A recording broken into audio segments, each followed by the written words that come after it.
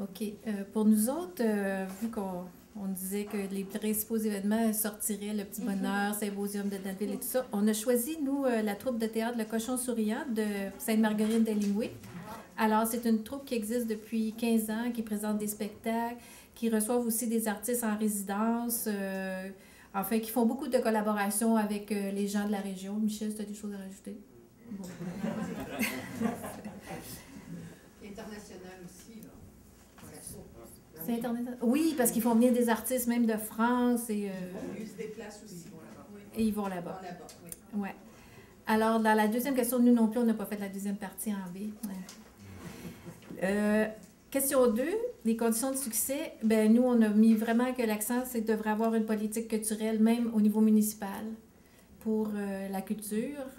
Ensuite, pousser l'éducation, parce qu'on croit vraiment que ça commence dans la jeunesse. C'est difficile d'aller chercher des adultes qui ont déjà 50 ans pour venir voir des choses culturelles. Alors, ça commence vraiment au niveau des enfants. Ensuite, on a dit aussi que dans les événements, c'est important d'avoir un côté qui va toucher monsieur, madame, tout le monde, mais aussi quelque chose de plus professionnel dans le même événement pour pousser plus loin. Parce que l'artiste aussi, il doit trouver son apport. Ce ne soit pas juste des affaires qui soient, très, très populaires, mais aussi des choses qui sont plus poussées. Ensuite, on a dit, une des conditions aussi, c'est d'avoir des bons porteurs de projets. Alors, des gens qui sont vraiment convaincus. C'est sûr, quand on a un maire ou une mairesse qui croit full pin, ben ça passe. Qu'est-ce qu'on a dit?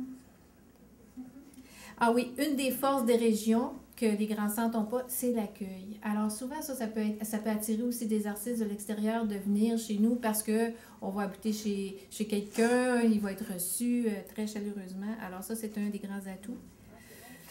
À la question 3, on a donné l'exemple du CSS des Sources, hein, notre hôpital finalement qui reçoit des expositions des artistes de Ravir. Alors, ça enchante beaucoup les gens qui travaillent là et aussi les usagers de l'hôpital qui ont quelque chose sur les murs à voir et qui changent à tous les mois.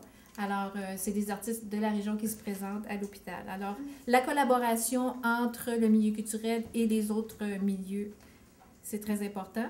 On a donné aussi l'exemple de Saint-Adrien. Il y a eu l'association avec le comité des loisirs et le Brin de vie, qui est le petit centre culturel. Alors, l'association des deux a donné comme une force, en tout cas au moins monétaire, pour soutenir les deux côtés.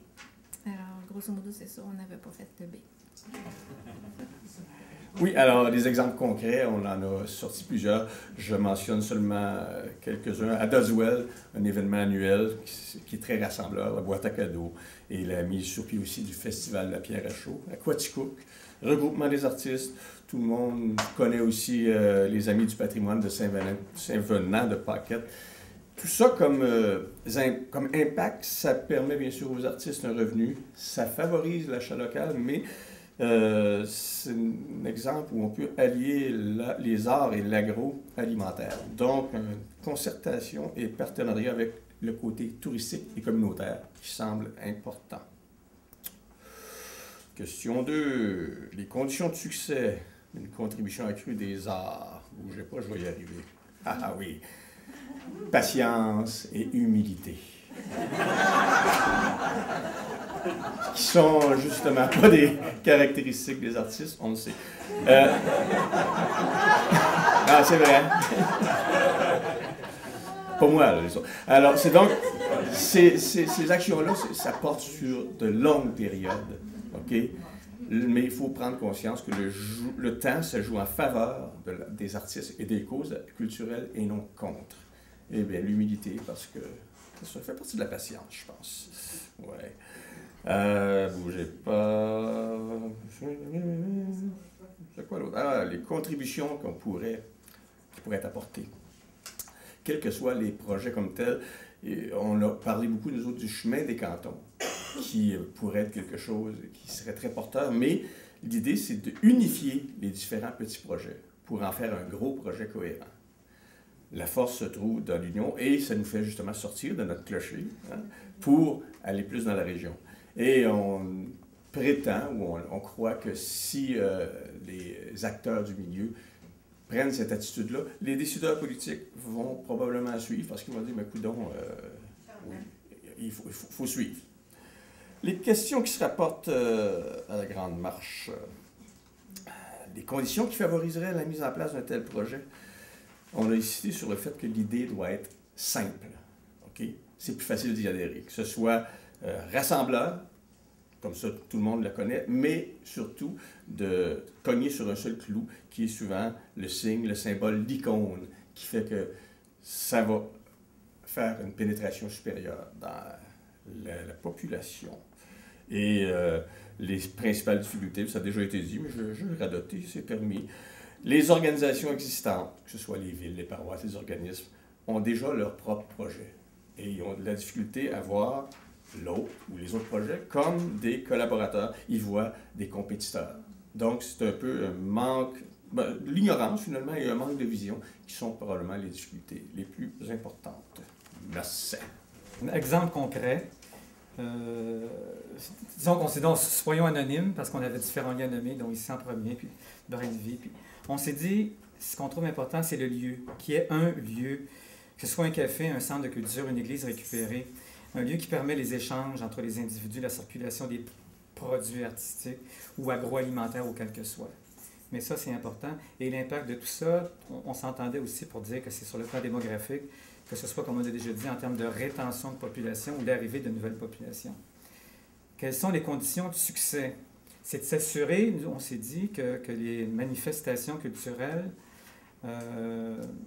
les conditions, les conditions de succès d'une contribution, c'est aussi été dit, qu'il y a une volonté partagée de coopération au sein du milieu, qu'il y ait un ou une personne qui représente un leadership reconnu, que cette personne-là a un rôle de rassembleur, qu'on ait dans la tête aussi une perspective, c'est-à-dire qu'on pense en termes de durabilité, qu'il y ait une vision, qu'on s'assure de bien refléter aussi les valeurs de la communauté.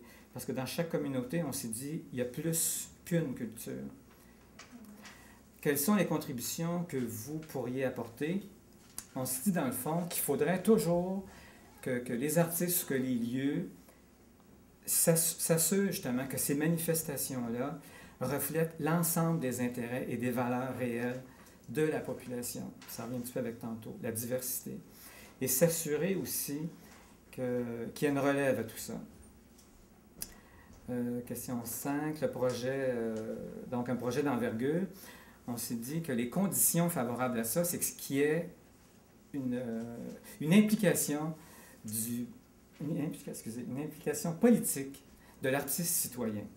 C'est-à-dire qu'il faut qu'à un moment donné, l'artiste, comme nous l'avaient dit nos amis de ce matin, laisse les pinceaux, puis laisse les ciseaux à la sculpture, puis qu'il y ait une implication sociale, et même, au-delà, au sein même du conseil municipal.